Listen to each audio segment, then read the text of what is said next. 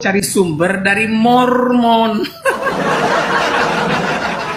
Ya, dan kalau bagi Anda tidak cukup bahwa Yeremia juga tidak terikat dengan hukum tadi, saya bisa memberikan sebuah bukti kepada Anda dari ucapan Yesus Kristus itu sendiri dalam Matius pasal yang ke-19. Oke. Matius pasal yang ke-19.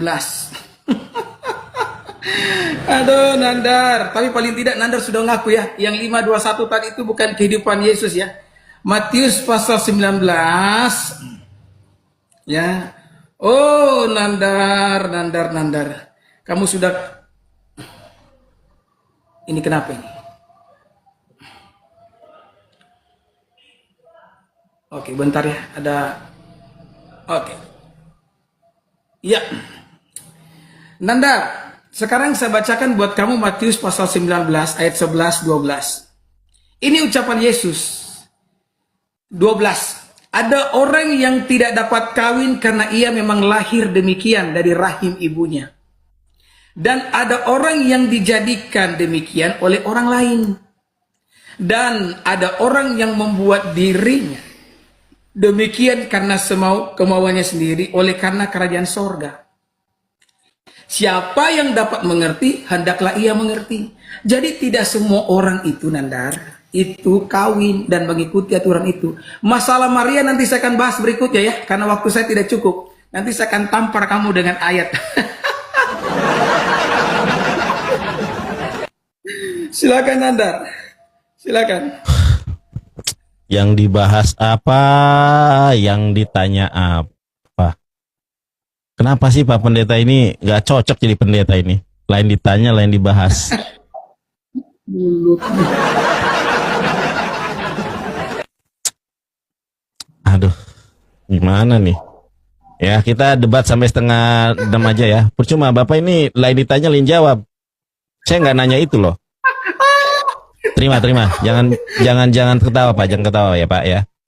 Teman-teman, kenapa sih pendeta ini Latria nggak ngerti, Proskuneo nggak ngerti? Aduh, nih Pak, ya.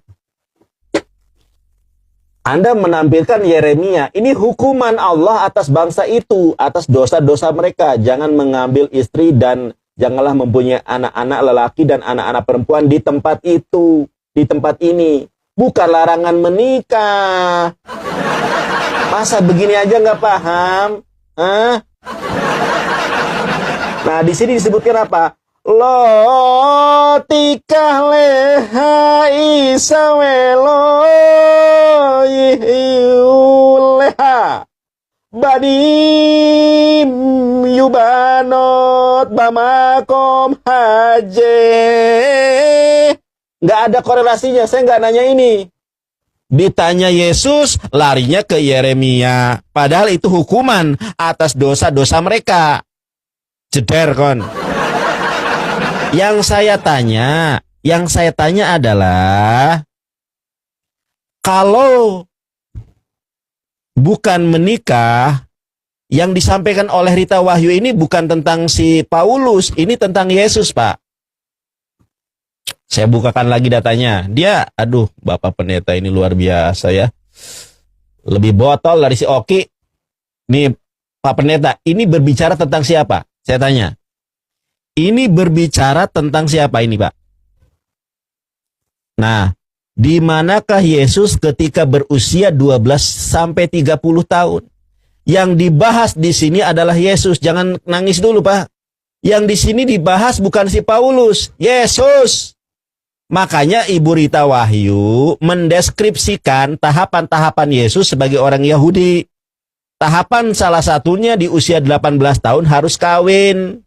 Namanya lahufah. Lahufah kalau kita cari di bahasa Ibrani di pencarian, ini lahufah nih teman-teman ya. Kalau dalam bahasa Ibraninya lahufah, ternyata pesta perkawinan. Siri, kenisah lahufah, upacara pemberkatan nikah, jeder. Bahkan Yesus itu punya istri, punya anak. Ini datanya, nggak digubris.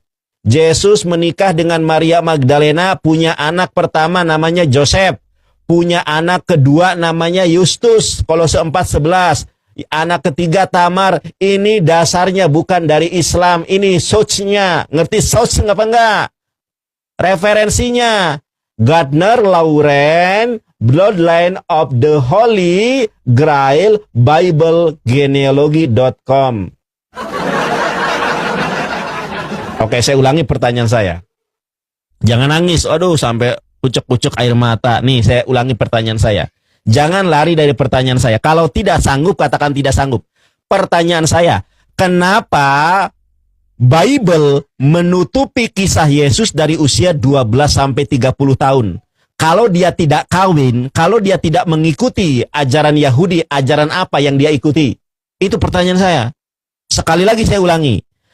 Kalau bukan ajaran Yahudi yang Yesus ikuti, apa yang dilakukan oleh Yesus dari usia 12 sampai 30 tahun sehingga bapak-bapak gereja menutupi 17 tahun kehidupan Yesus? Apa yang dilakukan? Satu. Yang kedua, apa hukum yang membolehkan Maria Magdalena menciumi Yesus kakinya? Karena di dalam hukum Yahudi ada yang namanya somer negiah. Nggak ngerti somer negiah, saya tanya nanti ya. Apa Anda tahu nggak somer negiah? Di dalam somer negiah, seorang laki-laki tidak boleh menyentuh seorang perempuan dan begitu juga sebaliknya. Hukumannya adalah mati. Kalau ada orang yang menyentuh laki-laki, menyentuh perempuan yang bukan mahram menurut somer negiah. Ini tercantum juga di dalam Torah CBLP. Anda pasti nggak ngerti Torah CBLP. Udah, jawab pertanyaan saya. Kemana perginya Yesus dari usia 12 sampai 30 tahun? Tolong berikan datanya. Yang kedua, apa hal hukum yang membolehkan Maria Magdalena menciumi kaki Yesus? Tunjukkan data dan dalilnya. Ayo. Ini data Yesus kawin, punya anak 3, ada datanya dan datanya dari Bible.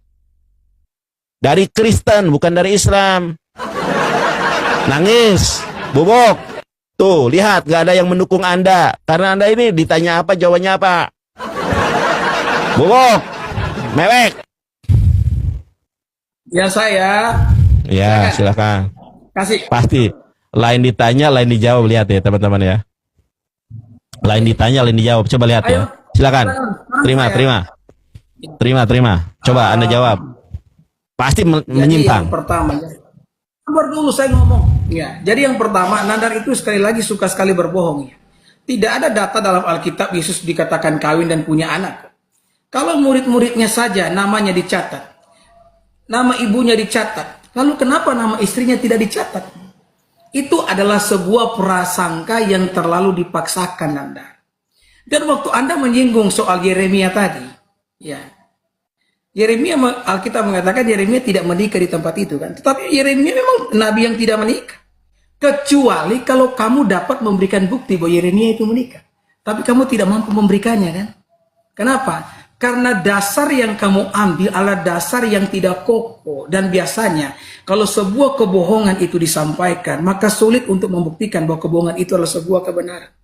Dan saya kan bukan hanya menyinggung soal Yeremia.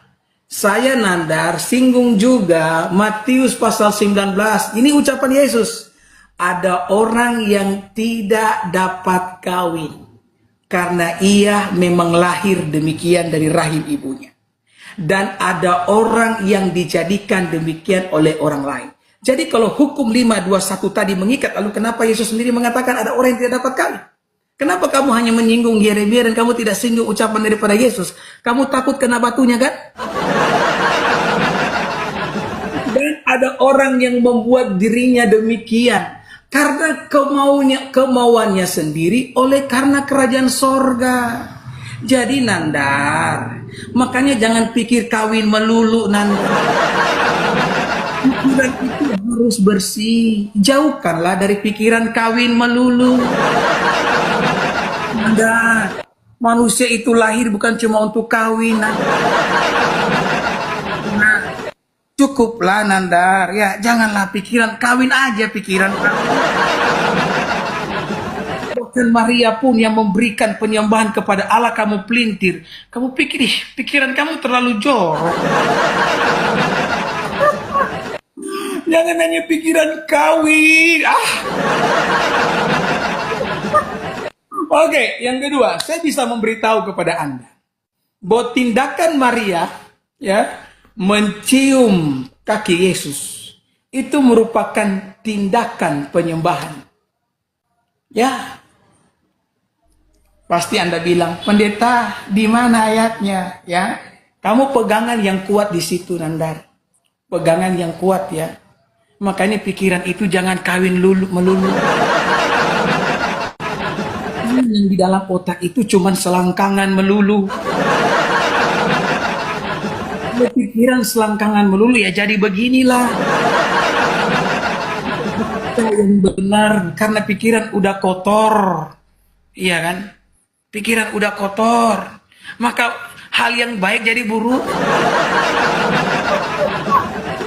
Ya, maka jangan pikir kawin-kawin kawin-kawin aja pikiran. Kalau itu ajaran kalian ya sudah kalian aja. Mengungkap saya pemikiran perkawinan ke dalam Alkitab. Oke ya, saya bacakan nih ayat firman Tuhan, Mazmur 2 ayat 11. Beribadalah kepada Tuhan dengan takut dan ciumlah kakinya dengan gemetar. Saya mau tanya, waktu Maria melakukan hal ini, bukankah ini merupakan suatu bentuk penyembahan? Kalau kami, Nandar, pikiran kami kan waktu baca ayat di mana Maria mencium Yesus itu kan, pikiran kami kan bersih itu. Iya kan? Pikiran kami kan bersih, maka waktu kami baca ini bentuk penyembahan. Rasa syukur Maria karena pertolongan Yesus dalam hidupnya. Iya kan?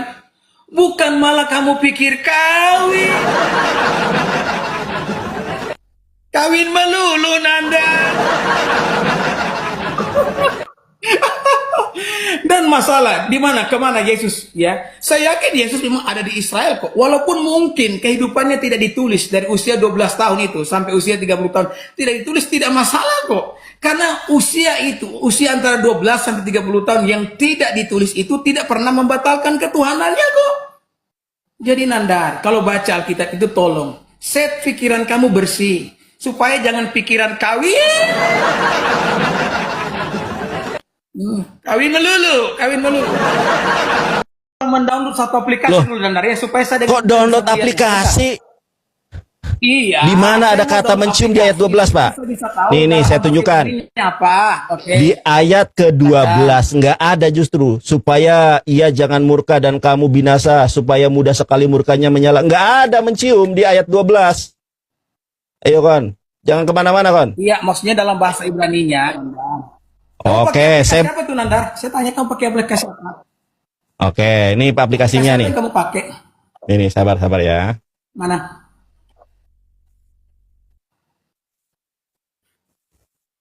Ini aplikasinya Pak. Bapak lihat. Alkitab. Ini saya bukakan ya. Alkitab. Oke. Saya juga punya. Itu. Tapi bahasa apa yang Anda ambil di situ, Nandar? Ya bahasa Ibrani. Masa Anda bertanya bahasa apa yang saya gunakan? Ini bahasa Ibrani, Pak. Masa pendeta nggak tahu ini bahasa Ibrani malah bahasa apa? Maksud saya apa di sini? Oh, versinya apa? Ngomong nih Pak, saya nggak emosi, justru saya masa Anda pendeta nggak ngerti bahasa apa ini Pak? Ini Pak, coba Bapak buka. Westminster Leningrad Codex, coba. Ya, silakan dibuka. Ya, coba Anda buka. Bentar ya. Iya, saya tunggu. Di mana bahasa Ibraninya mencium dalam Mazmur 2 nomor 11? Bisa mualaf semua ini gara-gara Anda nih. Kristen di Indonesia kebanyakan dibohongi dengan terjemahan. Mau bohongin saya. Ya coba. Kata mencium dalam Mazmur 2 ayat 11 dari bahasa Ibrani yang mana? Silakan saya tunggu. Ya, saya tunggu. Kalau adanya terjemahan itu kami syukur. Kenapa? Iya, saya cuma mau pertanggungjawabannya. Mazmur 2 ayat 11 kata mencium diterjemahkan dari bahasa Ibrani yang mana? Ya, coba. Apa namanya? Wenes apa tadi? Pendeta nggak ngerti. Naskah Westminster Leningrad Codex. Leningrad Codex. Masa orang Islam yang ngajarin Anda? Tunjukkan dulu Nandar. Oh, nggak ngerti apa-apa pendeta nih Pak. Ini saya kasih tahu caranya. Saya kasih tahu caranya. Saya kasih tahu caranya. Bapak ketik aja WLC. WLC ini singkatan daripada Westminster Leningrad Codex. Westminster Leningrad Codex. Ini bahasa Inggris. Oh, malah ketawa. Oke, ini dalam Westminster Leningrad Codex. Oh, bahasa Indonesia ini tulisan bahasa Inggris, Pak. Kok bahasa Indonesia? Oke. Bentar nandarin loading nih tempatku nih, wes. Iya, silakan dah, gua tunggu. Gua tunggu. Gua tunggu, Pak. Loading nandar ya. Iya, silakan loading, saya tunggu. Saya tunggu. Saya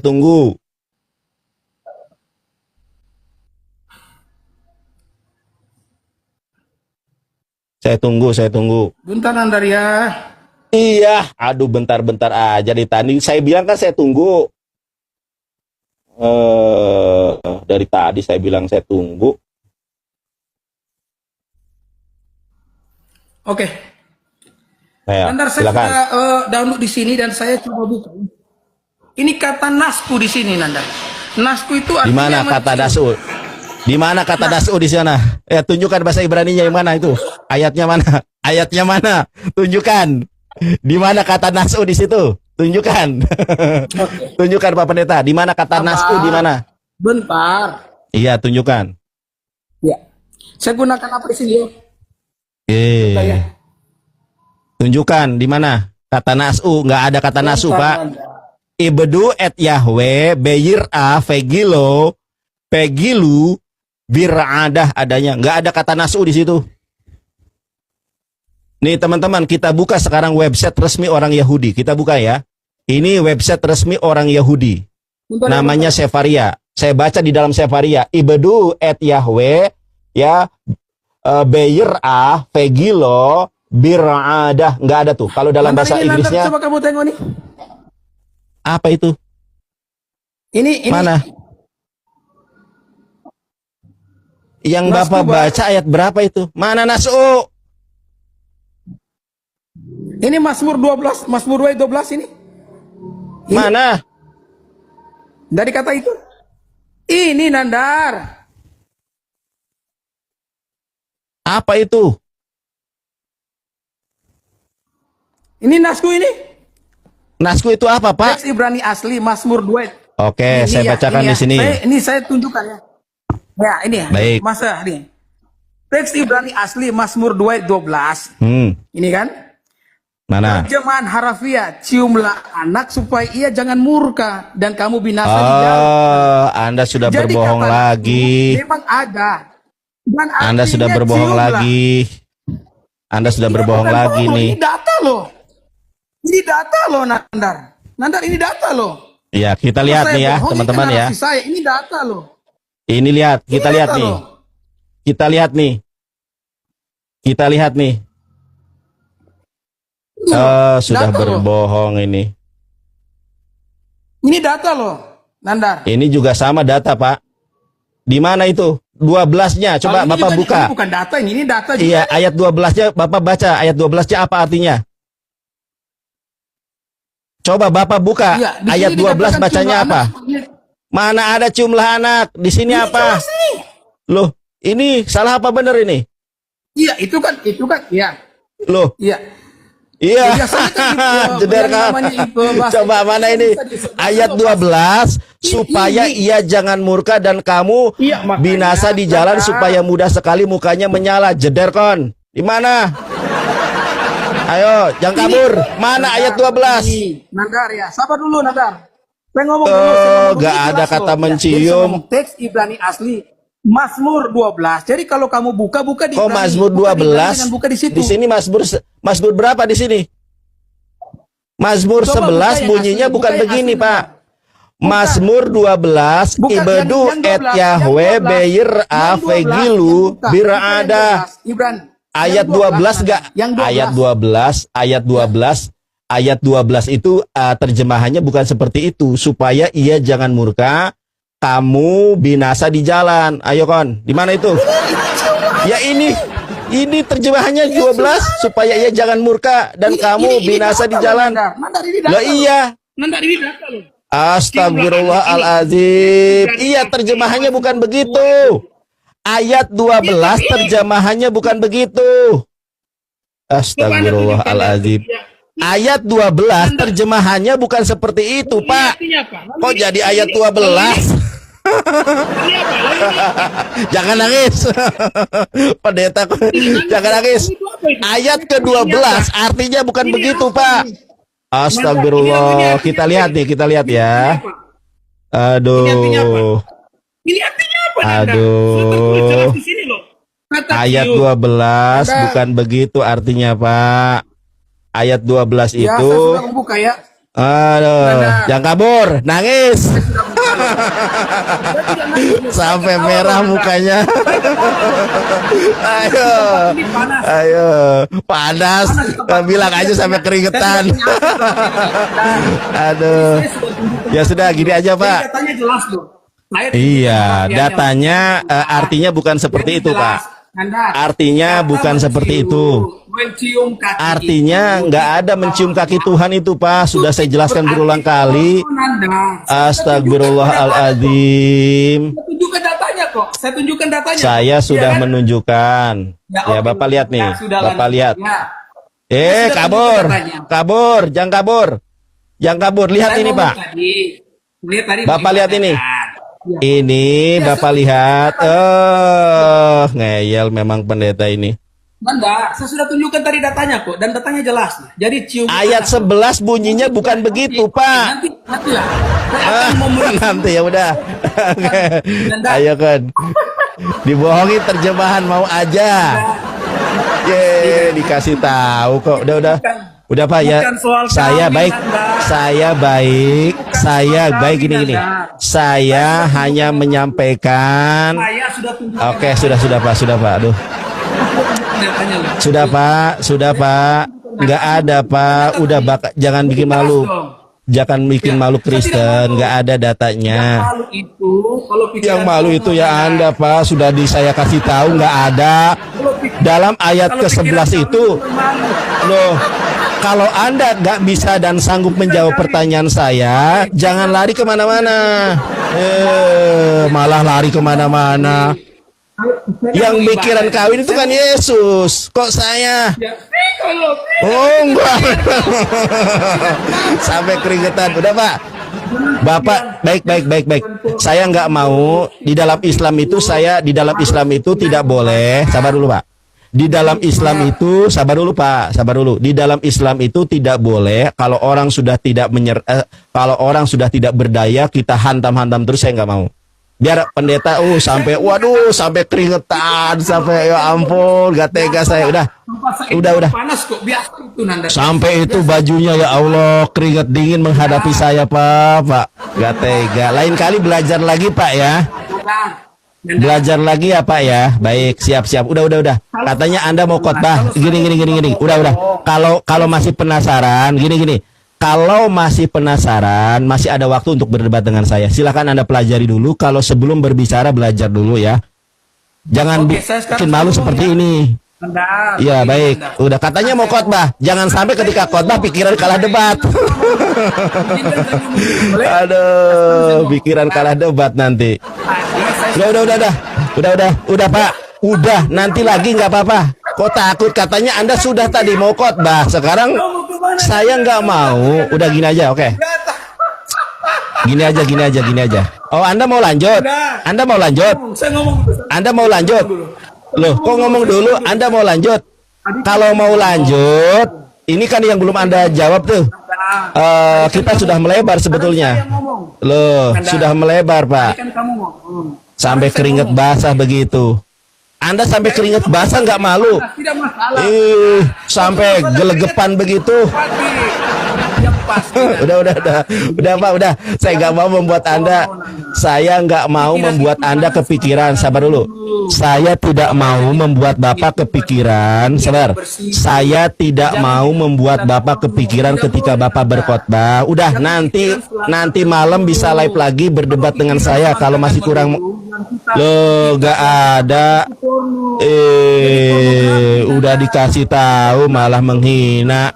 Nggak ada. Makanya kalau baca Aduh, udah. Kabur. Kabur dia.